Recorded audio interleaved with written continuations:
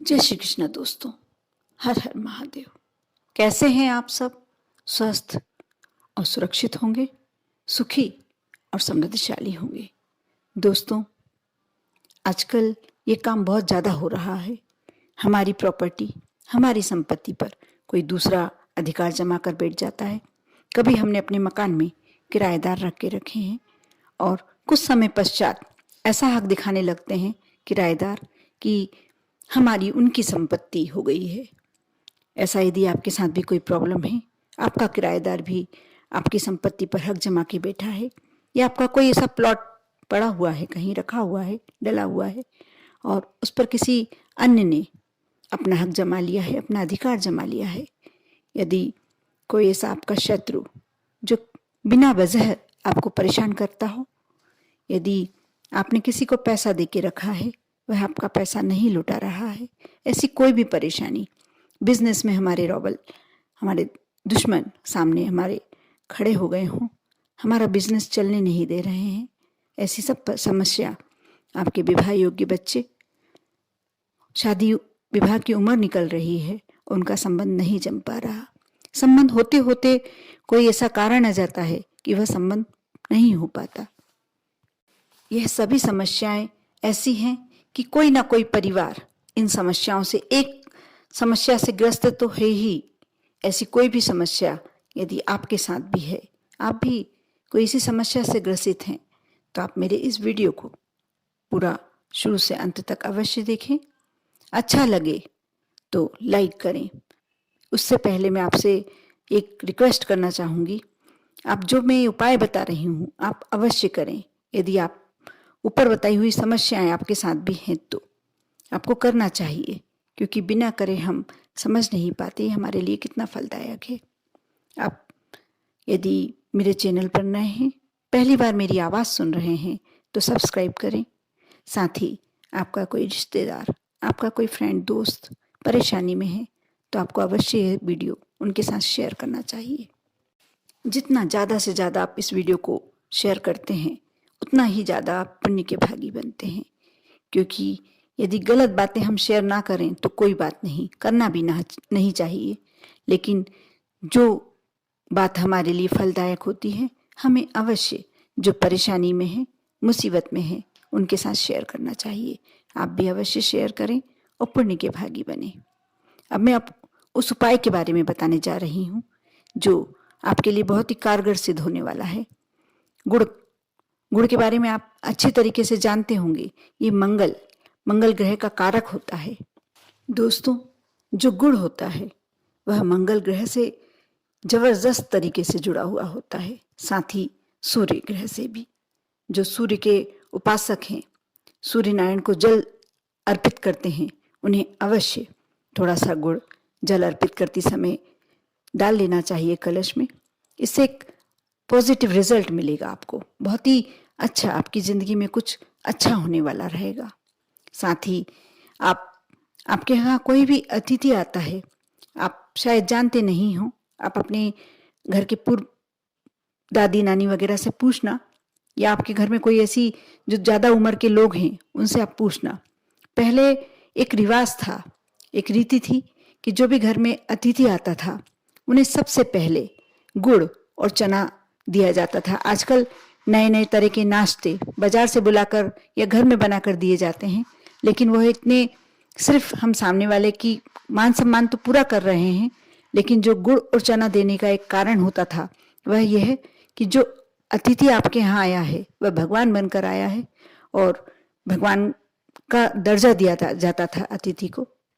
जब हमारे घर में उन्हें गुड़ और चना दिया जाता था खाने के लिए, उसके बाद ठंडा जल दिया जाता था।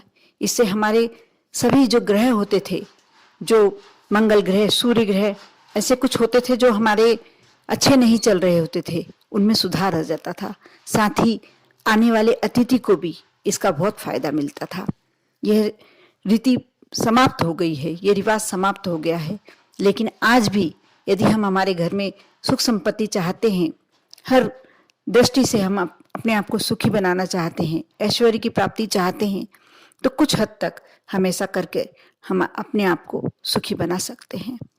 आप हमेशा ध्यान रखें, जब भी आप गुड़ खाते हैं, क्योंकि ठंड में अक्सर घरों में गुड़ खाया जाता है और गुड़ खाना बहुत एक अच्छी बात है। आप गुड़ खाएं, उसके बाद थोड़ा सा जल अवश्य पिएं। ये भी एक तंत्र क्रिया भी होती है अपने आप को पॉजिटिव रखने के लिए। यदि आप गुड़ का इस्तेमाल ज़्यादा से ज़्यादा करते हैं तो आप देखना आप में एक सकारात्मक ऊर्जा का प्रवेश हो जाता है। जो भी आपके अंदर कुछ नकारात्मक भावना चलती रहती है वह समाप्त हो जाती है। दोस्तों, गुड़ बहुत पवित्र चीज होती है। गन्ने के रस से बनाया हुआ एक ठोस पदार्थ।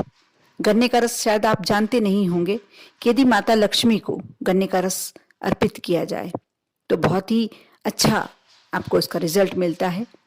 आप गन्ने की जड़ यदि लाकर और उसे धोकर शुक्रवार के दिन या तेरस के दिन आप अपने घर में, पूर्णिमा के दिन यदि आप अपने घर में माँ लक्ष्मी विराजमान हैं, उनके समक्ष रखकर उसे वापस अपनी तिजोरी में रख लेते हैं।